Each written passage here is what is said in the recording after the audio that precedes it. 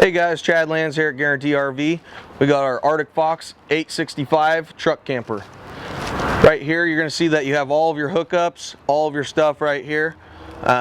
This particular unit is made for a little bit smaller truck. It does have a gas hookup right here for when you're barbecuing. It has the built-in generator, which is kind of nice. Your water heater is going to be on this other side over here, along with your auxiliary shower and your propane. Now let's go back here to the inside. We'll take a look at a couple features in here. In this unit here, you're going to have all of your stove, everything right when you walk in. 3-burner stove, a nice oven, sink, microwave. Right across from it, your table is going to turn into a bed if you'd like it to, for a couple extra guests. You got a nice refrigerator right here. I'm going to cut myself off for a minute and let you take a look at the bathroom.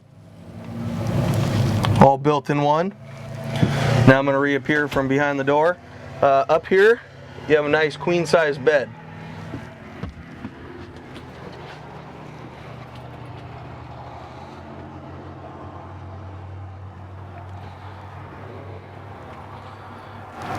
This is Chad Lands at Guarantee RV. Thanks for taking a look, guys.